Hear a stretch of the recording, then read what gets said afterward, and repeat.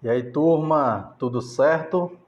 Olha só, estou gravando esse vídeo aqui para explicar para vocês o capítulo 3 e também dar uma ajuda na atividade que eu deixei lá no grupo. Espero que vocês possam tirar algumas dúvidas a partir dessa aula. Lembrando, não estamos de férias, então tentem organizar uma rotina de estudo.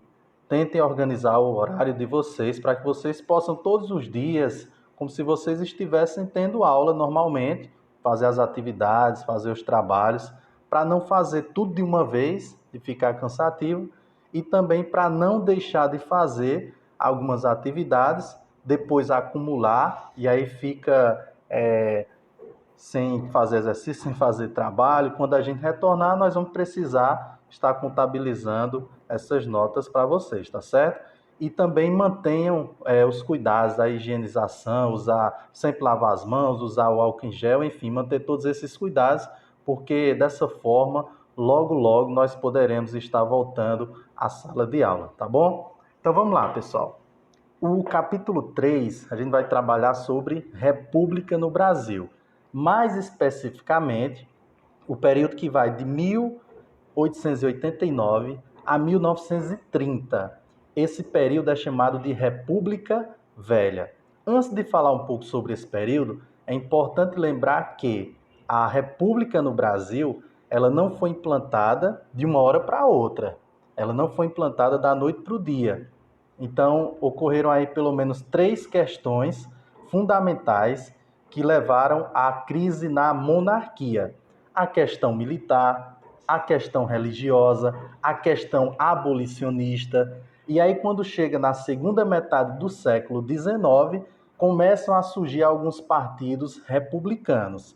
Lembrando que a ideia de implantação de república no Brasil também não era uma ideia nova. Basta a gente lembrar também da Revolução Pernambucana em 1817, onde o estado de Pernambuco implantou o sistema republicano no seu território, teve ali o apoio do Rio Grande do Norte, do Sergipe, mas quando as autoridades monárquicas souberam do resultado, da proporção que esse movimento estava tomando, agiram com muita violência e conseguiram acabar com o movimento. Inclusive até o Crato se envolveu nesse movimento, né, com a Bárbara de Alencar. Bem, então vamos ver um pouco como vai acontecer essa República Velha.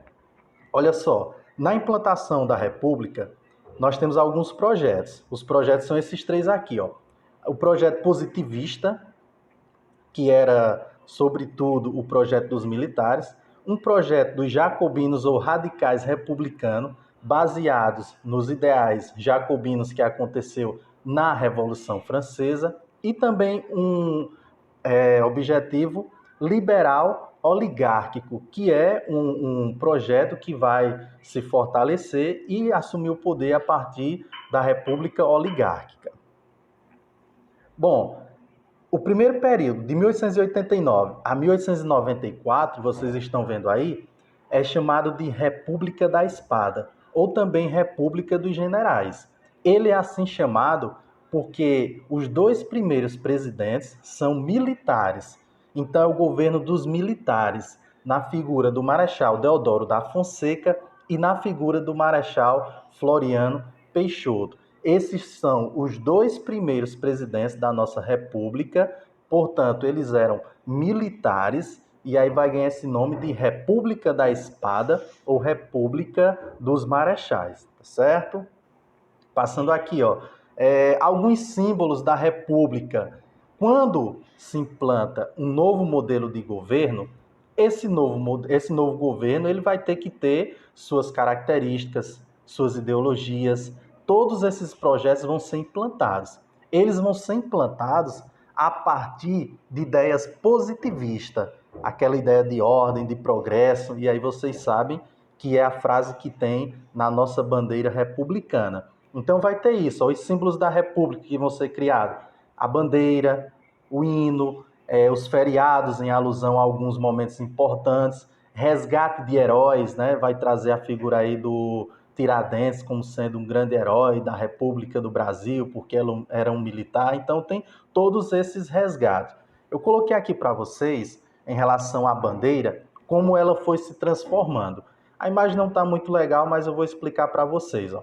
Essa primeira bandeira, ela da esquerda para a direita, essa primeira bandeira foi a bandeira da monarquia, um pouco antes da independência. Depois da independência veio essa segunda bandeira, que tem uma coroa verde em cima.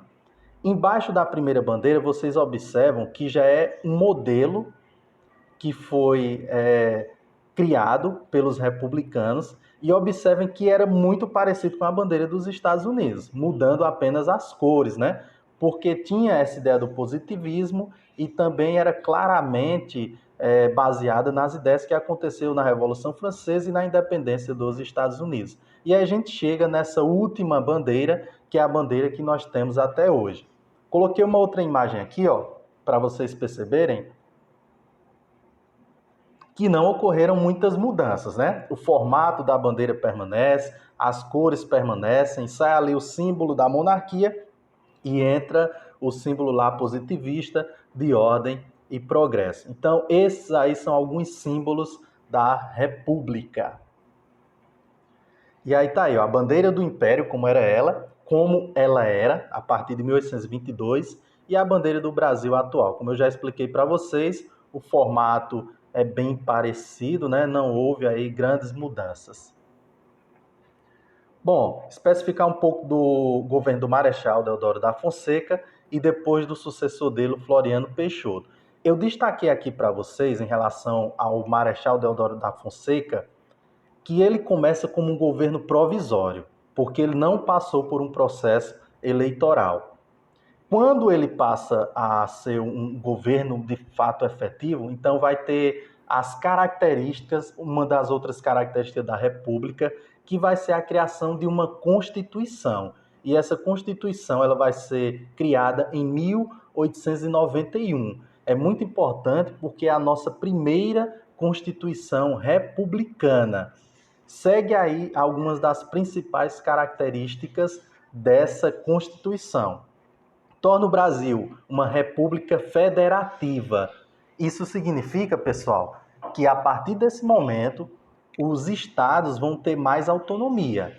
A gente sabe que não vai ser bem isso na prática, né? Na teoria seria isso, os estados ter maior autonomia. No entanto, os estados têm sim essa autonomia de ter sua lei, seu ordenamento jurídico, mas não pode passar por cima da Constituição Federal. Então não tem lá tanta autonomia, né? Tem também a questão do voto, que é muito importante. Quando a gente fala de Enem, de vestibulares, eles vão citar essa Constituição, principalmente essa ideia do voto. Porque o voto deixa de ser censitário e passa a ser voto para homens maiores de 21 anos alfabetizados.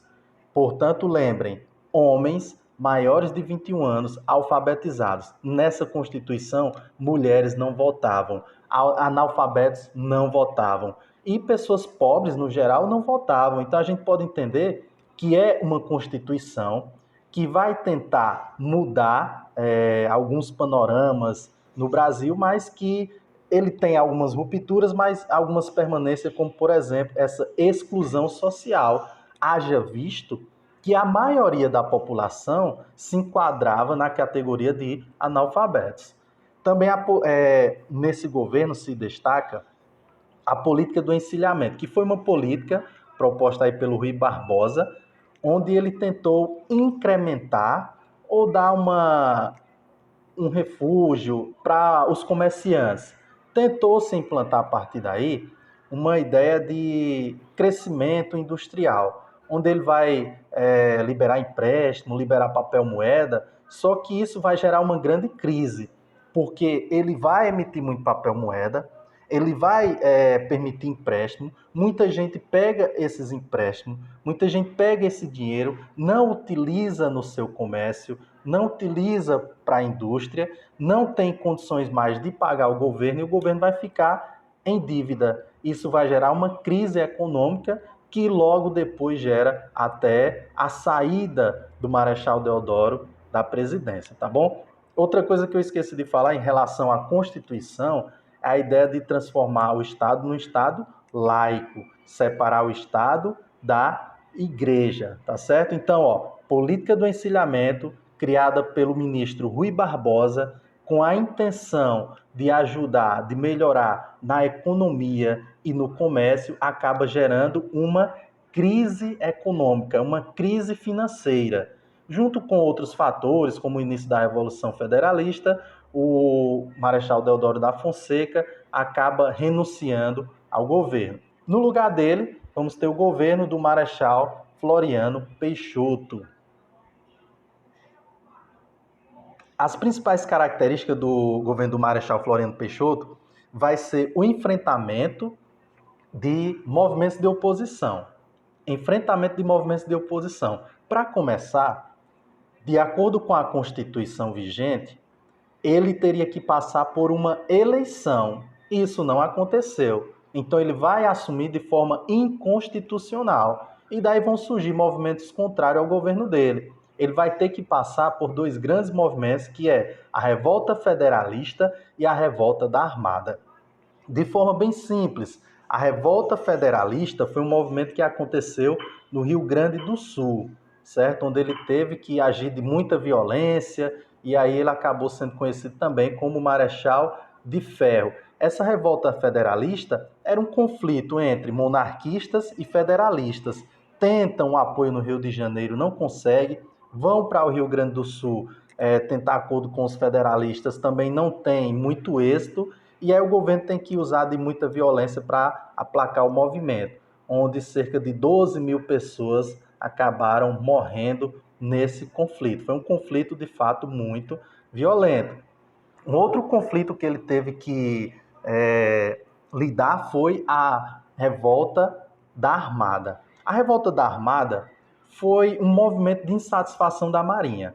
A Marinha no Brasil ela se sentia inferior ao Exército. Basta lembrar que os marechais Deodoro da Fonseca e Floriano Peixoto são patentes do Exército. E a Marinha era formada por muitos negros, ex-escravos, e de fato eles não tinham tantos direitos quanto o pessoal do Exército. Isso vai gerar uma crise nessa instituição, vai ter alguns conflitos ali no Rio de Janeiro, e todos esses conflitos, mesmo que o governo federal tenha conseguido aplacar os movimentos, abafar os movimentos, mas isso vai gerar gasto, vai gerar uma crise, né? Então, o governo do Marechal Floriano Peixoto acaba sendo marcado por essas características, tá certo?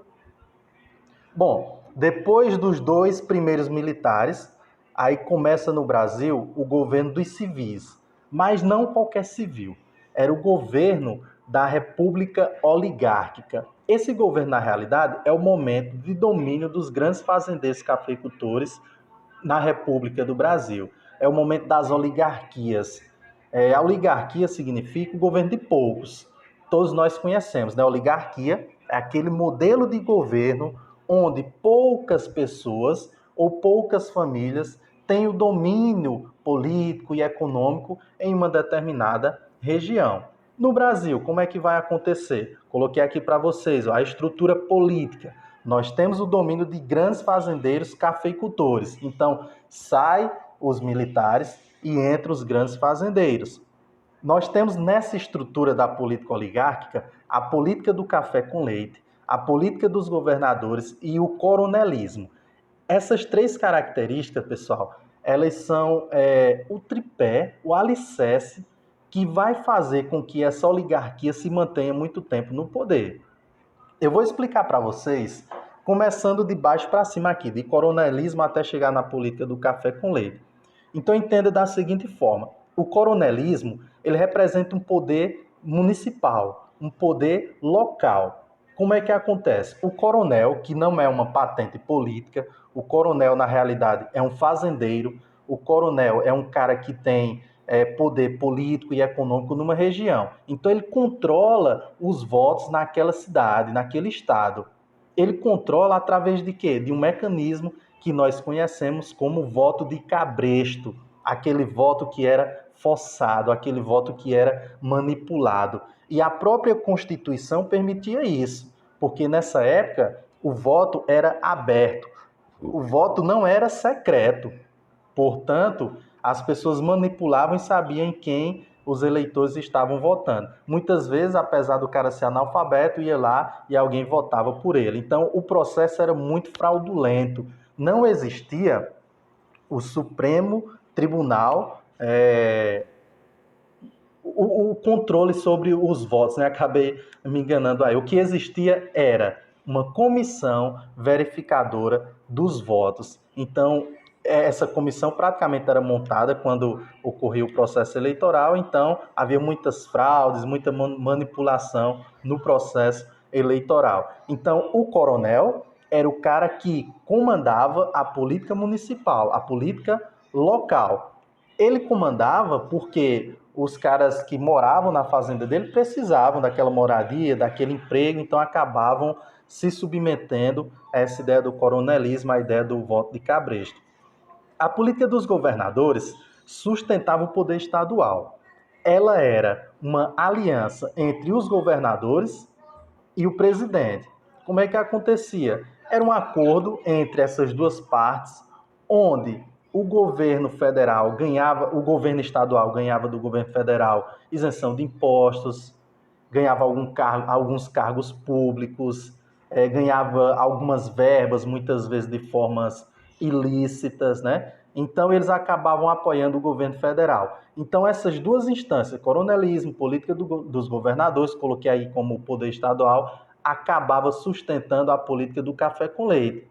Nós caracterizamos a política do café com leite como sendo o domínio das oligarquias ou dos partidos republicanos de São Paulo e Minas Gerais se revezando no poder federal. São Paulo e Minas Gerais se revezando no poder federal. Isso ocorria porque São Paulo era a maior fonte econômica do país e também tinha um grande número de eleitores, e Minas Gerais também era forte na economia, mas tinha o maior colégio eleitoral. Juntando os dois estados que tinham os dois maiores colégios eleitorais, eles então faziam esse acordo e acabavam se revezando no poder. Essa política do café com leite só vai ser quebrada em 1930, e é um outro contexto que a gente estuda depois. Espero que vocês tenham entendido essa estrutura política. O que sustentava a oligarquia, portanto, era a política do café com leite, a política dos governadores e o coronelismo. Seguindo aqui, pessoal. A estrutura econômica da República Oligárquica ou da República Velha. Desculpa. Não é o corona, viu? Nós temos ali a cafeicultura para exportação. O café, desde o período monárquico, era a principal fonte econômica do país, tá certo? Então, o café, ele acaba sustentando a economia e aí vai passar por algumas crises, né? O que vai gerar lá na frente o convênio de Taubaté. Mas antes desse convênio, o que vai acontecer? Vai acontecer um mecanismo que a gente conhece como Fundiloa ou Fundilau, né? O que era esse mecanismo? O presidente iria pegar todas as dívidas que o país tinha e transformar numa única dívida. E ter um prazo com os banqueiros ingleses para poder começar a pagar essa dívida. Era uma forma de dar um respiro, né? E começar depois a pagar essa dívida em detrimento do preço do café, que estava tendo queda por conta da concorrência. Aí a gente chega no convênio de Taubaté. O que foi o convênio de Taubaté? Foi um acordo feito entre os principais produtores de café e o governo federal. Quem eram os principais produtores de café? São Paulo, Rio de Janeiro e Minas Gerais. Então, esses três estados fizeram um acordo com o governo federal. O governo federal iria comprar o excedente de café. Aquele excedente de café que não era vendido, ou então que o seu preço tinha uma queda muito grande. Então, isso gerava prejuízo para os agricultores. Para que isso não acontecesse, o governo federal se comprometia a comprar o excedente. Mas isso vai gerar um outro problema, porque para fazer essa compra, o governo federal já tinha feito o Fundilau, ou Fundiloa, vai ter que fazer mais empréstimos para comprar o excedente e vai estocar aquele excesso de produção de café para quando o mercado tivesse numa situação melhor, ele joga aquele café para ser vendido. Acontece que o café é um produto perecível e muitas sacas de café acabaram sendo perdidas, a qualidade não ficava muito boa, então foi um projeto que acaba gerando alguma crise econômica, certo? Mas eu coloquei também aqui a economia da borracha. Além do café, nós tivemos também a economia da borracha, que teve duas fases. A sua segunda fase vai ocorrer ali bem pertinho da Segunda Guerra Mundial. E a primeira fase um pouquinho antes da Primeira Guerra Mundial. Mas ela está muito ligada ao contexto da Segunda Revolução Industrial. Na Segunda Revolução Industrial, houve um aumento da produção de borracha nos Estados Unidos, na Inglaterra, principalmente por conta da produção de bicicletas, de carros. Observem que bicicleta, carro precisa de pneus, precisa de borracha e muitos outros produtos também que precisava desse elemento. E aqui no Brasil, nós temos ainda a Hevea brasiliensis, que a gente conhece como seringueira. E aí nós tínhamos em muita abundância e em melhor qualidade. Então, por conta disso, começou essa extração daquela seiva que era transformada na borracha para ser vendida. Essa economia da borracha, ela não durou muito tempo, teve aí duas fases, mas de fato ela gerou muita riqueza para a região norte, principalmente Manaus e Belém. Até nessa região ocorreu um fenômeno que a gente conhece como a Belle Époque amazônica, pois houve a construção de teatros, de alargamento de avenidas, de prédios, de instituições, de bonde, energia elétrica, distribuição de água, esgoto. Falar numa cidade que tem todos esses instrumentos parece algo sem nexo nos dias de hoje, mas para aquela época fazia com que essas duas cidades, Belém e Manaus, se tornassem as cidades mais prósperas, não só do Brasil, mas como do mundo. Então gerou muita riqueza, mas também tem um contraste, que era a riqueza gerada pela borracha, que ficava nas mãos dos donos da fazenda, e a pobreza grande dos trabalhadores, que muitos deles eram retirantes, saindo do Nordeste e principalmente do Ceará para trabalhar naquela região. Tá certo? Então tá aí a estrutura econômica da política oligárquica. Pessoal, olha só, para encerrar aqui, durante a República Velha, alguns problemas sociais vão acontecer. Observem que, analisando a Constituição, já dá para a gente perceber que o Brasil não era um país igual, que o Brasil não era um país que distribuía terra, distribuía renda. Então, muitos problemas sociais vão acontecer. Esses movimentos sociais nós dividimos em dois, que são os movimentos urbanos e os movimentos rurais. Os movimentos urbanos e os movimentos rurais. Os movimentos urbanos, eles aconteceram sobretudo no Rio de Janeiro, que tem a revolta da vacina e a revolta da chibata, e também teve a greve geral de 1917. E nós temos também os movimentos rurais, o movimento de Canudos, o contestado, eu coloquei aí cangaço e sedição de Juazeiro. Então, só para encerrar aqui, veja só, quando nós falamos a nível de Enem, é muito provável que eles cobrem os movimentos urbanos, revolta da vacina, revolta da chibata e a greve geral de 1917, e em relação aos movimentos rurais, o que são mais cobrados são Canudos e contestado.